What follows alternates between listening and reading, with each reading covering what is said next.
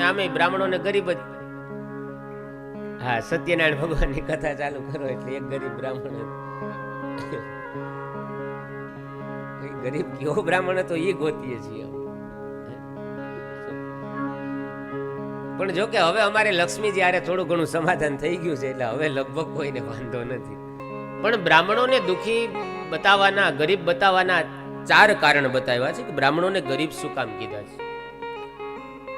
બ્રાહ્મણો છે ને એક તો માં સરસ્વતી માતાની ઉપાસના કરે એટલે લક્ષ્મીજી અને સરસ્વતીને થોડું એમ કહેવાય, શાસ્ત્ર કે ભાઈ મતભેદ થાય, વિચાર ભેદ થાય એટલે લક્ષ્મીજી વિચારે કે મારે જેની સાથે વેર છે સરસ્વતીની ઉપાસના બ્રાહ્મણો કરે એટલે બ્રાહ્મણોથી લક્ષ્મીજી નારાજ થઈ ગયા.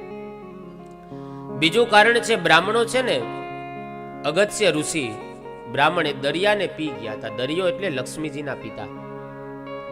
બાપ હેરાન થાય ને દીકરી ક્યારેય જોઈ ન શકે એટલે એમ વિચાર્યું કે આ સાધનાના બળથી મારા પિતાને હેરાન કરે.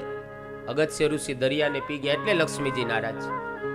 ત્રીજું કારણ એ બતાવ્યું કે બ્રાહ્મણો કમળ પૂજા કરે, શિવજીને કમળ પ્રિય એટલે કમળ ચડાવે. કમળ એ લક્ષ્મીજીનું આસન છે.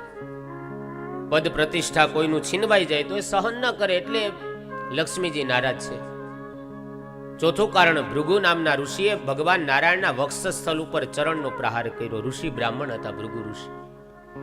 ભગવાનના છાતી ઉપર લાતનો પ્રહાર કર્યો અને ત્યારે નારાયણ એમ કહે છે કે અરે બાપજી, તમારા કોમળ ચરણને મારી કઠોર છાતી લાગી તો નથી. લક્ષ્મીજી આ દ્રશ્ય જોઈ ગયા, સાધનાના બળથી મારા પતિને હેરાન કરે એટલે લક્ષ્મીજી નારાજ થઈ ગયા. પણ મેં કીધું એમ કે હવે થોડું ઘણું અમારે સમાધાન લક્ષ્મીજી સાથે થઈ ગયું, જો લખણે દુખી ન થાય.